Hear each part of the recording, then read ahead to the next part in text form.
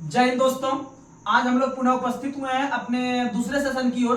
तो दूसरे सेशन में आज जो सुपर संडे का ये जो आपका आज का टॉपिक रहेगा, यह जो पिछले एक सप्ताह के अंदर जो भी हमने जो टॉपिक को क्लियर किए हैं, उस टॉपिक को हम लोग एक वीडियो में लगभग 30 से 35 मिनट का वीडियो होने वाला है। आप लोग जो है कि इस पर लगातार कंटिन्यू बन के आप लोग जितना भी वीडियो का हम लोग का टाइमिंग रहेगा, आप लोग अंतिम तक देखने का प्रयास कीजिएगा और जो भी क्वेश्चन पूछेंगे आप लोग इसका कमेंट बॉक्स में उत्तर देने का प्रयास कीजिएगा। तो पिछला क्वेश्चन जो हम लोग पूछे थे, उसमें से हम पूछे थे कि आपका कि भारतीय संविधान में जो राजभाषा की संख्या था वह मूल संविधान में कितना था, यानी 8वीं अनुसूची में प्रारंभ समय में मूल संविधान में राजभाषा की संख्या कितना था। तो इसका बहुत ही अच्छा आंसर जो है कि बहुत सारे छात्र ने दिए हैं, तो उसमें से आप लोग को बता दें, सबसे पहले इसका आंसर 14 गो था और 14 गो से वर्तमान समय में बढ़ के अभी 22 गो हो गया है। टोटल जो पड़ा है 8 नया भाषा जोड़ा है और जोड़ने का काम वो संसद करती है। तो आज का जो हम टॉप स्टूडेंट का अवार्ड दे रहे हैं वह दे रहे हैं आपको यूजर LW रुपेश, जो कि आज बहुत ही अच्छा से जवाब लिखे हुए हैं, बहुत ही डीप में लिखे हुए हैं। आप लोग जाके इसका कमेंट बॉक्स में भी देख सकते हैं, बहुत ही बृहद पैमाने पर लिखने का प्रयास किए हैं। उसके बाद फिर हम देते हैं शिवम तिवारी। शिवम तिवारी बहुत ही अच्छा से आंसर लिखे हुए हैं, आप लोग लगातार मेहनत करते रहिए। और उससे सबसे पहले हम नाम लेना चाह रहे हैं मोनू सिंह का। मोनू सिंह भी कमेंट करते हैं, जवाब देते हैं, लेकिन इनका हम नाम नहीं ले पाए थे। तो ये लिखते हैं कि मेरा सही जवाब था लेकिन आप नाम नहीं लिए, अगले वीडियो में ले लीजिएगा भैया। तो हम ले लिए भैया, आप टेंशन नहीं लीजिए, आपका नाम ले लिए। आप बहुत ही अच्छे स्टूडेंट हैं, आप लगातार बने रहिए और अच्छे से पढ़िए और अपना समाज का नाम रोशन कीजिए और मेरा नाम भी रोशन कीजिए। तो उसके बाद फिर हम लेते हैं सचिन कुशवाहा। बहुत अच्छा वकील बोलते हैं कि बहुत अच्छा पढ़ाते हैं, बहुत अच्छा पढ़ाते हैं, कौशल शिक्षक, सब कुछ समझ में आ जाता है। तो सही बात है, हम वैसे ही बोलते हैं, आपको सही समझ में आ रहा होगा। तो आप लोग जो है कि हमें इस तरह का प्यार दे रहे हैं, बस इसी से प्रतीत होता है कि आपका प्यार कितना हमें मिल रहा है। उसके बाद हम नाम लेना चाहते हैं शिवम तिवारी, लोमेश रॉय बहुत अच्छा दिए हैं, फिर ऋषिका कुमारी बहुत ही अच्छा दिए हैं जवाब। उसके बाद फिर नीलेश तिवारी बहुत अच्छा दिए हैं। उसके बाद यूजर SP करके आपका भी सही है। फिर उसके बाद MA डाउट करके आपका भी सही है। उसके बाद फिर है आपका ऑनलाइन टीचिंग, आपका भी बहुत आंसर सही है। फिर रंजीत कुमार, आपका भी सही आंसर है, सबका नाम ले रहे हैं। मनोज पासवान सही है, रोशन कुमार सही है, प्रेरणा कुमारी आपका भी सही जवाब है, बिल्कुल सही है। आप भी बहुत अच्छे स्टूडेंट हैं, आप लगातार मेहनत करते रहिएगा, पक्का जॉब होगा। उसके बाद फिर है आपका इंटरटेनमेंट टीचिंग, आपका भी सही आंसर है। तो बहुत सारे छात्र ने इसका जवाब दिए हैं। तो डेली जो है कि आप लोग का हम नाम लेने का प्रयास करते हैं, आप लोग बस यही हम आपसे आशा रखते हैं कि आप लगातार मेहनत करते रहिए, आप जरूर सफल होइएगा। तो चलिए आज का जो भी क्वेश्चन हम पिछले एक सप्ताह में किए थे, हम लोग उसे एक वीडियो में कवर करने का प्रयास करते हैं। तो आज का पहला सवाल, आप लोग को आज का पहला सवाल बताना है, संघ की आपका विशेषता जो लिए है वह किस देश से लिए है? कनाडा से। संघ की विशेषता या संघात्मक विशेषता या संघ राज्य संबंध जो लिए हैं, ये सारा का सारा चीज हम लोग कनाडा से लिए हैं। कहां से लिए हैं? कनाडा से। और कनाडा से राज्यपाल की नियुक्ति संबंधी प्रावधान भी हम लोग कनाडा से लिए हैं, याद रखने का प्रयास कीजिएगा। अगला क्वेश्चन, आज हम वन लिनियर टाइप का फास्ट क्वेश्चन पूछने का प्रयास करेंगे और किसी भी चीज पर हम ज्यादा जो है कि बात करने का प्रयास नहीं करेंगे, क्योंकि अधिक से अधिक क्वेश्चन आपको रिकॉल करवाना है। चलिए अगला क्वेश्चन आप लोग को बताना है, किस सूची के विषय पर केंद्र और राज्य दोनों कानून बना सकते हैं? समवर्ती। केंद्र में केंद्र सरकार, राज्य में राज्य सरकार, और समवर्ती में दोनों बना सकते हैं, लेकिन दोनों के विवाद होगा तो वहां पर केंद्र सरकार का बात रखा जाएगा। अगला क्वेश्चन आप लोग को बताना है, केंद्र राज्य संबंध किस अनुसूची में है? 7वीं। केंद्र राज्य संबंध 7वीं, केंद्र राज्य संबंध 7वीं, अर्थात केंद्र और राज्य के बीच शक्ति का बंटवारा भी 7वीं और तीनों सूची का वर्णन भी 7वीं। अगला क्वेश्चन आप लोग को बताना है, केंद्र राज्य संबंध पर आपका पहली बार राजमन्नार आयोग का गठन किस राज्य के द्वारा किया गया था? तमिलनाडु।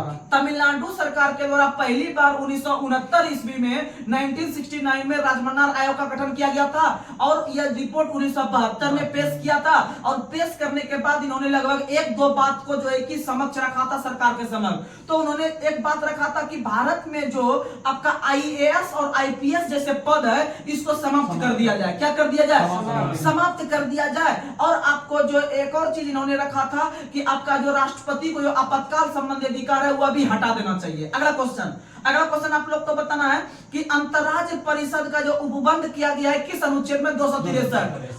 अंतर्राज्य परिषद का उपबंध किया गया है 263 में। और आप लोग को बता दें कि नदी जोड़ो सब जो परियोजना है वह 265 में, नदी जोड़ो 265 में। और अंतर्राज्य परिषद का गठन जो करते हैं वह भारत के राष्ट्रपति करते हैं। अंतर्राज्य परिषद का गठन जो करते हैं वह भारत के राष्ट्रपति करते हैं, लेकिन अध्यक्षता प्रधानमंत्री के द्वारा किया जाता है। और भारत में पहली बार अंतर्राज्य परिषद का गठन 1990 में, 1990 में। अगला क्वेश्चन आप लोग को बताना है, रेडियो और दूरदर्शन के विज्ञापन पर जो कर लगाता है वह राज्य सरकार। कौन लगाता है? और अगर आप रोड पे चल रहे हैं जो टोल टैक्स वगैरह लिया जाता है वह भी राज्य सरकार, वह भी राज्य सरकार। कृषि पर कर भी राज्य सरकार, कृषि हो गया, रेलवे राज्य पुलिस हो गया, या फिर आपका जैसे कि स्वास्थ्य हो गया, ये सारा चीज जो हो गया वह राज्य सूची के अंतर्गत आता है। अगला क्वेश्चन, भारत संविधान के किस अनुच्छेद के अंतर्गत राज्य सूची के किसी विषय पर कानून राज्यसभा बना सकती है अपने 2/3 बहुमत के साथ? तो 249 अनुच्छेद, 249। आप लोग को बताए थे, एक 248 बताए थे, 249 बताए थे, 250 बताए थे। तो 248 में बताए थे कि केंद्र में अवशिष्ट शक्ति निहित होगी, यानी कि अवशिष्ट शक्ति कहने का मतलब है कि वैसा सूची जिसको कि न तो राज्य सूची में रखे हैं, न संघ सूची में रखे हैं, न समवर्ती में रखे हैं, ये तीनों के सूची के अलावे अगर कुछ चीज बच गया है तो उसको अवशिष्ट सूची में रखते हैं। और इस पर कानून बनाने का अधिकार केंद्र सरकार को ही जाता है। और याद रखिएगा इसका प्रावधान आप लोग को 248 में देखने के लिए मिलता है। और राज्य सूची पर अगर किसी कानून की जरूरत पड़ जाए तो राज्य सूची पर कानून बनाने का अधिकार राज्यसभा को है। अपने 2/3 बहुमत के साथ वह अधिकार दे सकता है संसद को कि भैया बनाइए, हम 2/3 से बहुमत को पारित कर दिए हैं और फलना राज्य सूची पर जो है कि यह कानून की जरूरत है तो वह बना देगा। और 250 बताए थे कि राज्य सूची जो है वह आपातकाल के दौरान, अगर किसी राज्य में आपातकाल लग गया है और राज्य सूची के विषय पर जो है कि कानून बनाने की आवश्यकता है, तो आपातकाल के दौरान जो कानून बनाएगी वह भी राज्यसभा ही बनाएगी, वह 250 अनुच्छेद के तहत, 250 के तहत। आगे बढ़ते हैं। अगला क्वेश्चन आप लोग को बताना है, अंतर्राज्य परिषद का अध्यक्ष कौन होता है? प्रधानमंत्री। आपको पता है अंतर्राज्य परिषद का गठन जो करते हैं वो राष्ट्रपति करते हैं, और अध्यक्षता पीएम। और आपका नीति आयोग के भी अध्यक्ष कौन होते हैं? प्रधानमंत्री। नीति आयोग के अध्यक्ष भी प्रधानमंत्री। अगला क्वेश्चन आप लोग को बताना है, सरकरिया आयोग का गठन केंद्र और राज्य को लेकर जो हुआ था वो किस वर्ष? 1983। 1983 को आपका केंद्र संबंध को लेकर सरकरिया आयोग का गठन किया गया था। और सरकरिया आयोग ने जो रिपोर्ट पेश किया था 1987 में। और एक और आयोग पढ़ते हैं केंद्र संबंध के लिए, आपका पुंछी आयोग का गठन 2007 में, पुंछी आयोग का गठन 2007 में। आगे बढ़ते हैं। अगला क्वेश्चन आप लोग को बताना है कि अगला क्वेश्चन बताइए कि शीतलवाड़ समिति जो था वह एमसी शीतलवाड़ की अध्यक्षता में आपका केंद्र संबंध को लेकर बना था 1966 में। कब बना था? 1966। लेकिन आपको शीतलवाड़ के संदर्भ में एक चीज और बताए थे कि भारत के जो पहले महान्यायवादी थे वो एमसी शीतलवाड़ थे। और उन्हीं के अध्यक्षता में पहली बार 1955 ईस्वी में विधि आयोग का गठन किया गया था। और विधि आयोग का गठन अगर ऐसे देखते हैं तो भारत में पहली बार 1834 में आपका जो गवर्नर थे उस समय आपका लॉर्ड विलियम बेंटिंक के काल में ही 1834 में पहली बार मैकाले के अध्यक्षता में आपका जो है कि विधि आयोग का गठन किया गया था। लेकिन आजाद भारत में अगर देखते हैं 1947 के बाद तो पहली बार 1955 में जवाहरलाल नेहरू के काल में जब प्रधानमंत्री थे तो उन्हीं के काल में आपके भारत के जो पहले महान्यायवादी बने थे शीतलवाड़ बने थे, उन्हीं के द्वारा पहला विधि आयोग का गठन किया गया। और तब से लेकर अभी तक का अगर हम भारत देखते हैं 2024 का भारत, तो हाल ही में आपका विधि आयोग का गठन किया गया 16वां नंबर का। ये आपका विधि आयोग का जो गठन किया गया नया, इस विधि आयोग के जो अध्यक्ष बने हैं वो नया, वो आपका विधि आयोग के जो अध्यक्ष बने हैं वो आपका अवस्थी जी बने हैं। कौन बने हैं? ऋषिकेश अवस्थी बने हैं। ऋषिकेश अवस्थी बने हैं विधि आयोग के अध्यक्ष। लेकिन ये बने हैं आपका 21वां 22वां नंबर का। लेकिन अगर आपसे पूछते हैं वित्त आयोग के बारे में, तो भारत में अभी वर्तमान में 16वां वित्त आयोग चल रहा है। इसके अध्यक्ष बने हैं अरविंद पनगड़िया। इसके अध्यक्ष बने अरविंद पनगड़िया। लेकिन याद रखिएगा ऋतुराज अवस्थी जो है वह आपके विधि आयोग 22वें विधि आयोग के अध्यक्ष हैं। और पहले विधि आयोग के जो अध्यक्ष बने थे एमसीसी तलवार। अगला क्वेश्चन, और वर्तमान में अगर महान्यायवादी देखते हैं, तो 16वां नंबर का महान्यायवादी है आर वेंकट रमनी 16वें नंबर के महान्यायवादी हैं। और महान्यायवादी जो होता है वह भारत सरकार का सरकारी वकील के रूप में काम करता है। इसका उल्लेख अनुच्छेद 76 में है। और अनुच्छेद 88 के तहत भारत के महान्यायवादी संसद के किसी भी सदन में बैठ सकता है, बात विचार कर सकता है, लेकिन मत नहीं दे सकता है। और अनुच्छेद 88 के तहत ही वह भारत के किसी भी कोर्ट में जाके, किसी भी कोने में जाके बैठ सकता है, बात विचार कर सकता है। ऐसा उल्लेख अनुच्छेद 88 में है। लेकिन उसका जो प्रावधान किया गया है एक महान्यायवादी होगा वह 76 में। आगे बढ़ते हैं। अगला क्वेश्चन आप लोग को बताना है, केंद्र राज्य संबंध का उल्लेख किस भाग में है? केंद्र राज्य संबंध का उल्लेख भाग 11 में है। किसमें है? भाग 11 में। अब कंफ्यूज कर रहे हैं, आपको एक बार फिर से रिकॉल करवाते हैं। भाग 1 में संघ राज्य क्षेत्र, उसके बाद भाग 2 में जो है नागरिकता, भाग 3 में मौलिक अधिकार, भाग 4 में आपका डीपीएसपी, भाग 4 के क में मूल कर्तव्य, भाग 5 में संघ, भाग 6 में राज्य, भाग 7 खत्म, भाग 8 जो है केंद्र शासित प्रदेश, और भाग 9 में पंचायत है, भाग 9 के क में नगर पालिका है, भाग 9 के ख में आपका सहकारी समिति है, भाग 10 में SC ST है, भाग 11 में केंद्र संबंध है, भाग 12 में वित्त है, भाग 13 में व्यापार है, भाग 14 में विभिन्न प्रकार के सेवाएं हैं, भाग 14 के क में प्रकीर्ण है, अधिकरण है। भाग 14 के क में अधिकरण है। अधिकरण बता चुके हैं क्या होता है। भाग 15 में निर्वाचन है, भाग 16 में आपका कुछ वर्गों के हितों का संरक्षण है, और भाग 17 में आपका राजभाषा है, भाग 18 में आपका आपात उपबंध है, और भाग 19 में प्रकीर्ण है, भाग 20 में संविधान संशोधन है, अब भाग 21 में आपका जो है कि आपातकालीन और अस्थायी संक्रमणकालीन वगैरह का वर्णन है, और भाग 22 में आपका संविधान में आपका हिंदी में रूपांतरण होगा, पर संक्षिप्त नाम इसी में है, तो याद रखने का प्रयास कीजिएगा। तो उसी के संदर्भ में केंद्र संबंध 11 में है। केंद्र संबंध किसमें है? 11 में। अगला क्वेश्चन आप लोग को बताना है।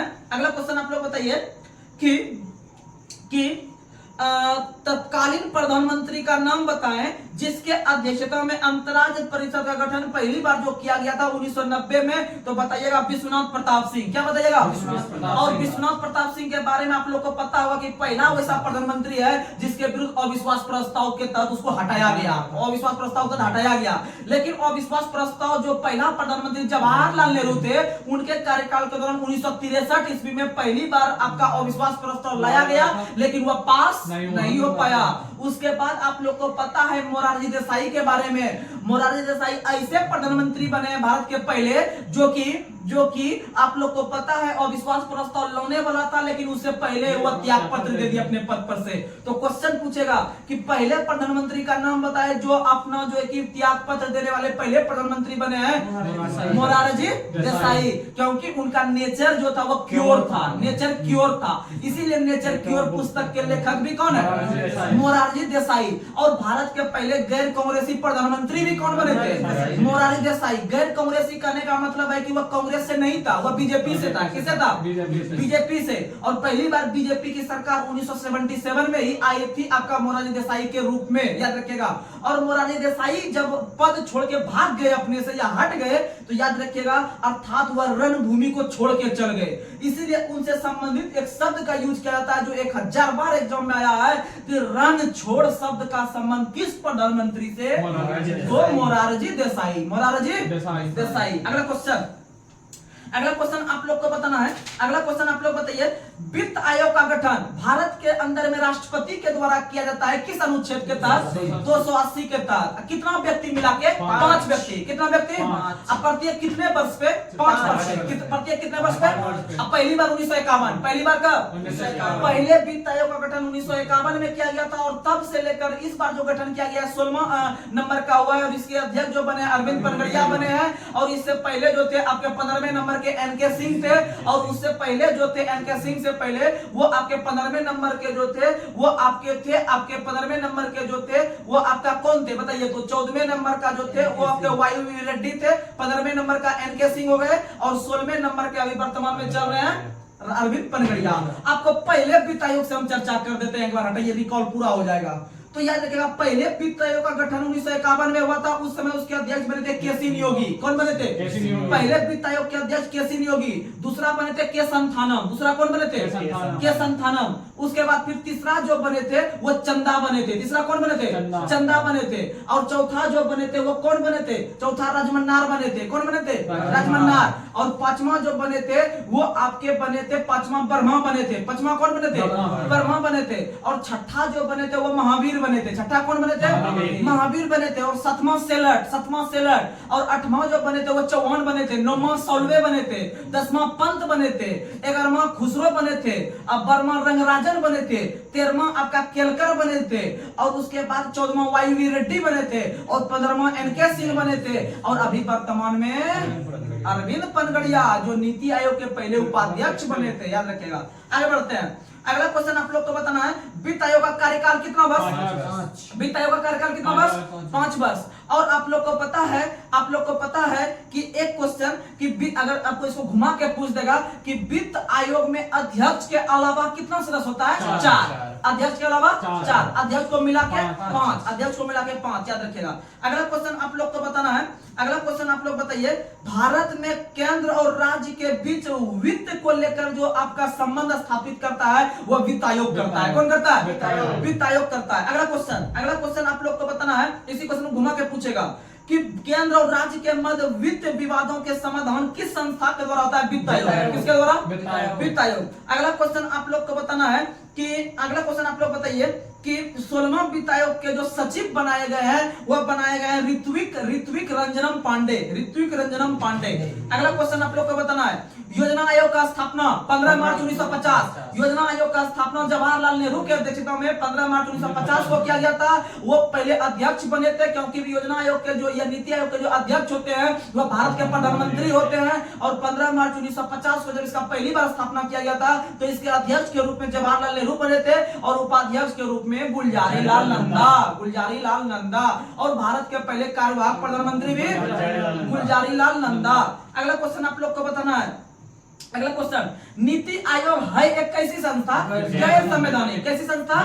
गैर संवैधानिक। इसका उल्लेख किसी भी अनुच्छेद में नहीं है। अगला क्वेश्चन, योजना आयोग के स्थान पर नीति आयोग का गठन 1 जनवरी 2015 को हुआ था। याद रखिएगा 1 जनवरी 2015 और 2014 में 15 अगस्त के दिन जो है कि उसको समाप्त करने की घोषणा मोदी जी के द्वारा लाल किला के प्राचीर से किया गया था। याद रखने का प्रयास कीजिएगा। और नीति आयोग के जो पहले अध्यक्ष बनेंगे वो मोदी जी बनेंगे और नीति आयोग के जो पहले उपाध्यक्ष बने थे वो अरविंद पनगड़िया बने थे और नीति आयोग के जो पहले सीईओ बने थे वह सिंधु श्री खुल्लर। अगर हम वर्तमान समय में नीति आयोग को देखते हैं तो वर्तमान समय में नीति आयोग के अध्यक्ष मोदी जी है। कौन है? मोदी जी। लेकिन नीति आयोग के जो वर्तमान में उपाध्यक्ष वह सुमन के बेरी है और नीति आयोग के जो वर्तमान में सीईओ है वह आपके बीवीआर सुब्रमण्यम है। अगला क्वेश्चन आप लोग को बताना है, राष्ट्र विकास परिषद का जो स्थापना हुआ था वो 6 अगस्त 1952 को। 6 अगस्त 1952। आप लोग को पता है जैसे वित्त आयोग का काम आपको बताएं केंद्र और राज्य के बीच आपका पैसा या वित्त को लेन देन के लिए किया गया था, उसी तरह से राष्ट्रीय विकास परिषद का जो गठन किया गया था वह इसी को सपोर्ट करने के लिए किया गया था, वित्त आयोग को।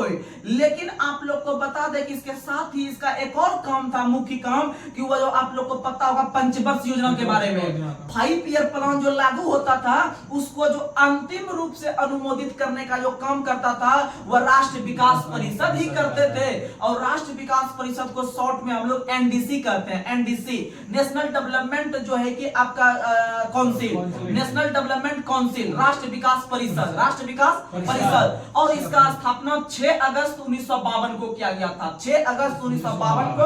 और इसका काम था अंतिम रूप से पंचवर्ष योजना को लागू करवाना, याद रखने का प्रयास कीजिएगा।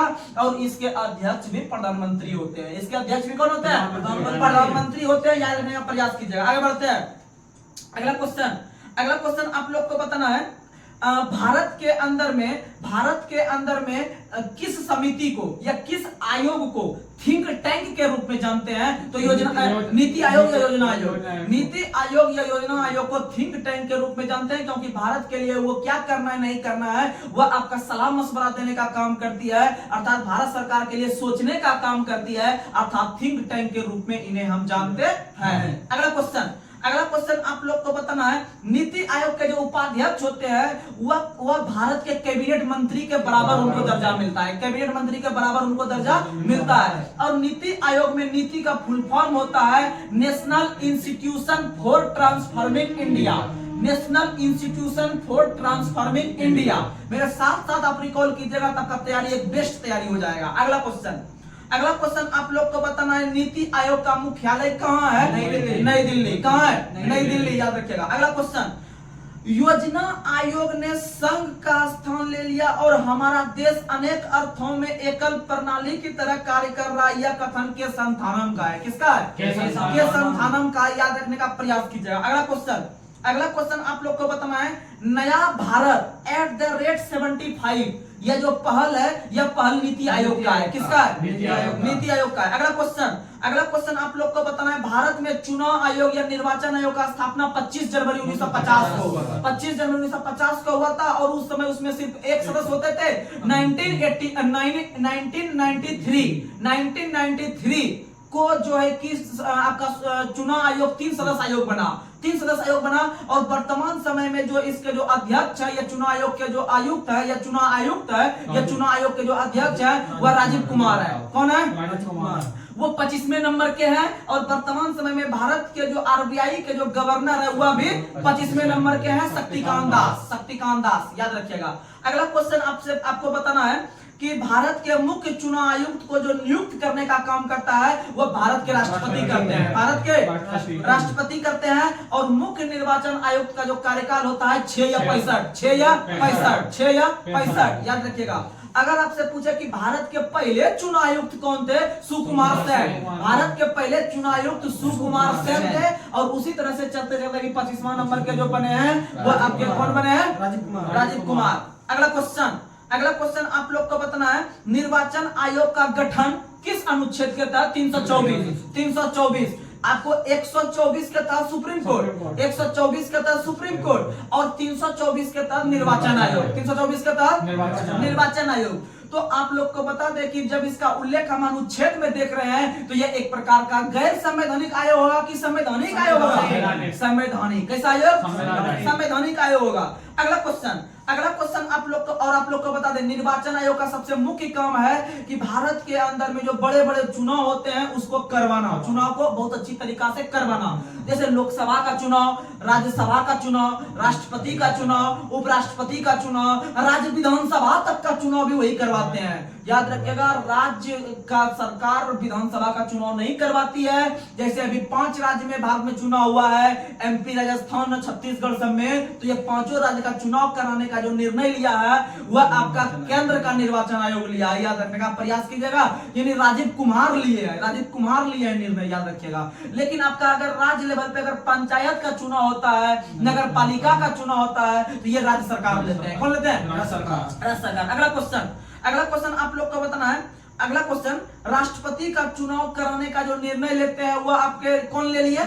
चुनाव आयोग ले लिए, केंद्र का चुनाव आयोग ले लिए राष्ट्रपति का चुनाव। लेकिन अगर राष्ट्रपति का चुनाव में कोई विवाद हो जाता है या उपराष्ट्रपति का चुनाव में कोई विवाद हो जाता है तो क्या वह निपटारा निर्वाचन आयोग करती है? वह नहीं करती है। राष्ट्रपति और उपराष्ट्रपति से संबंधित निर्वाचन में अगर कोई गड़बड़ी हो गया, कोई घपला हो गया, कोई झोलझाल हो गया तो इसका न्याय निर्णय करने का अधिकार सिर्फ और सिर्फ सुप्रीम कोर्ट को है। किसे है? Supreme court. और उन्हें यह अधिकार अनुच्छेद 71 के तहत 71 के तहत देता है। याद रखिएगा, क्वेश्चन पूछता है कि राष्ट्रपति और उपराष्ट्रपति से संबंधित चुनाव के विवाद का मामला जो सुलझाता है वह सुप्रीम कोर्ट सुलझाएगा 71 के तहत। किसके तहत? और 72 में राष्ट्रपति क्षमादान कर देता है। 72 में राष्ट्रपति क्षमादान कर देता है और राज्यपाल से क्षमादान करता है 161 के तहत। याद रखने का प्रयास कीजिएगा। आगे आप लोग को हम बताए होंगे कि जब आप राष्ट्रपति जब क्षमादान करता है आपका जो है कि 72 के तहत, अगर हम 72 में 89 जोड़ देते हैं तो वह कम राज्यपाल कर देता है। ये सब चीज कंटेंट देते हैं। जब आप एक एक चीज पे ध्यान रखिएगा तो आपका तैयारी दिन ब दिन एक बेहतर बन जाएगा। अगला क्वेश्चन आप लोग को बताना है, राजनीतिक दलों को संवैधानिक मान्यता देने का काम किस वर्ष किया गया? आप लोग को बताए होंगे कि भारत के अंदर में दल बदल कानून या फिर आपका जो संवैधानिक कानून या संवैधानिक मान्यता देने का काम किया 52वां संविधान संशोधन 1985 के तहत जो दिया गया है वह राजीव गांधी के समय दिया गया था और वर्तमान में दल बदल 2/3 भाग पर लागू होता है। अगला क्वेश्चन, 12 तारीख था ना इसका डेट? हाँ, 12 तारीख था इसका डेट। अगला क्वेश्चन बताना है। अगला क्वेश्चन आप लोग बताइए। अगला क्वेश्चन दल बदल 12 तारीख में था, 15 फरवरी था। 15 फरवरी तैयार किया, 15 फरवरी। और वह 12 अक्टूबर जो था, 12 अक्टूबर जो है कि सूचना का अधिकार अधिनियम भारत में लागू हुआ है। 12 अक्टूबर 2005 से सूचना का अधिकार अधिनियम भारत में लागू हुआ है, जिसको हम लोग कहते हैं राइट टू इंफॉर्मेशन, आरटीआई, जो हम लोग किसी भी चीज में लगाते हैं ना, आरटीआई। जैसे आप एग्जाम दीजिएगा, आपका एग्जाम का कुछ भी कोई घपला हुआ, अंदर में नहीं हुआ, क्या हुआ, आपका आंसर की वो जारी नहीं किया, नहीं पता चला, आप सोच रहे थे कि मेरा नंबर आ रहा है 50, आ गया आपका 40 नंबर, तो आप सोचिएगा मेरा आंसर शीट अब निकलवाएंगे हम, तो आंसर शीट निकलवाने के लिए आपको आरटीआई लगाना होगा, यानी राइट टू इंफॉर्मेशन, आपको सूचना पाने का अधिकार है। या फिर मान लीजिए ये रेलवे स्टेशन जो भी बन रहा है यह 30 करोड़ के लागत से बन रहा है, तो आपको अगर अधिकार है यह कि आपको जानकारी पाने का अधिकार है। आम नागरिक होने के नाते हमें यह अधिकार है कि जो भी सरकारी काम में अंदर वाला चीज है वह चीज हमें जानने का अधिकार है। तो हम आरटीआई लगाएंगे रेलवे ऑफिस में, ये जहां रेलवे बोर्ड है कि भैया ये जो रेलवे स्टेशन है इसमें कितना खर्चा नहीं आया, हमें यह जानने का अधिकार है। तो वो आपको रिप्लाई करके या ईमेल भी कीजिएगा, आपको रिप्लाई करके वो बताएगा कि इतना रुपया उसमें खर्च आया है। तो ये होता है आरटीआई। और भारत में राइट टू इंफॉर्मेशन को लागू करने वाला जो पहला राज्य बना था वह तमिलनाडु बना था। राइट टू इंफॉर्मेशन को लागू करने वाला पहला राज्य तमिलनाडु बना था। और भारत में 2005 ईस्वी को राइट टू इंफॉर्मेशन आपका 12 अक्टूबर को लागू हुआ। 12 अक्टूबर, डेट याद रखिएगा, 12 अक्टूबर बहुत फेमस डेट है।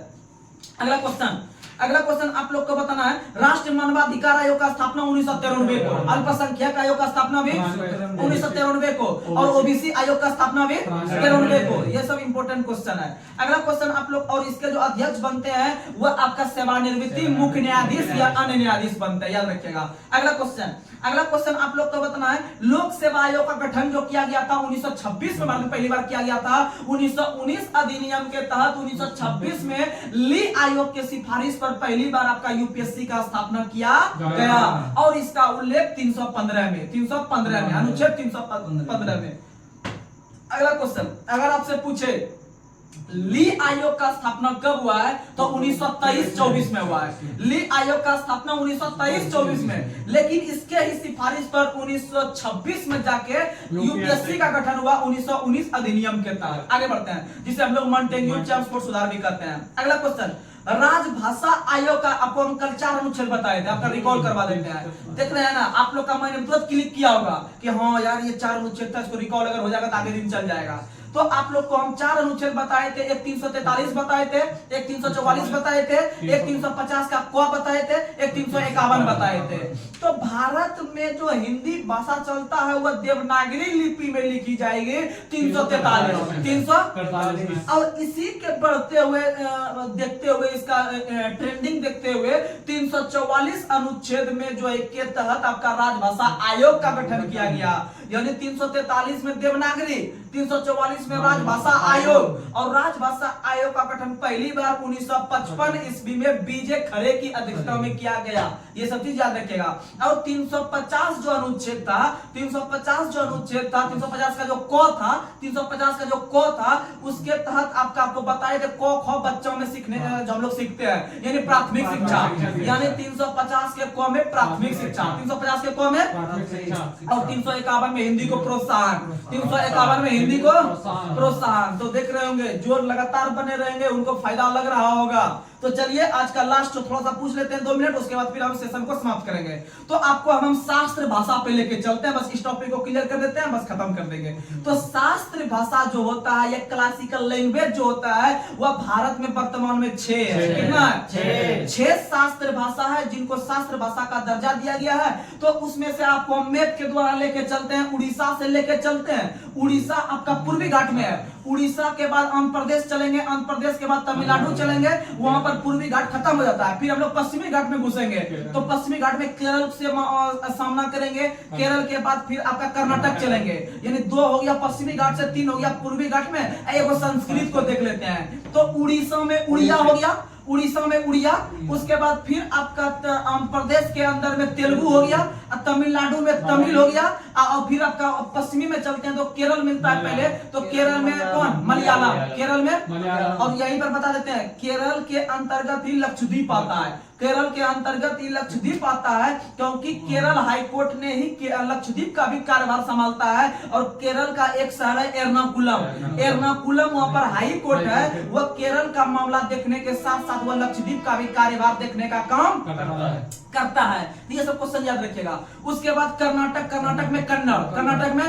अब आपको हम कब इसको मान्यता दिया गया था आपको हम बताए थे, 2004 से शुरू करके 2004 से शुरू करके 2014 तक चला था, यानी 14 में जो दिया गया वो सबसे नया भाषा होगा, और 2004 में जो दिया होगा वो सबसे पुराना भाषा। तो आपको बताए थे उड़ीसा से जो शुरू किया सबसे नया वाला ले लेंगे उसी को, उड़िया हो गया सबसे नया 2014 में, और तमिलनाडु में तमिल चलता है सबसे पुराना 2004, यानी 2 भाषा क्लियर। उसके बाद बताए थे ओम नमः स्वाहा, ओम नमः स्वाहा जो करते हैं वो संस्कृत भाषा का यूज करके करते हैं, और 5 उंगलियों को मिला के करते हैं ओम नमः स्वाहा, यानी 2005, 5 उंगली 2005, आप 5 करके हम संस्कृत पढ़ते हैं, यानी संस्कृत को 2005, संस्कृत को 2005।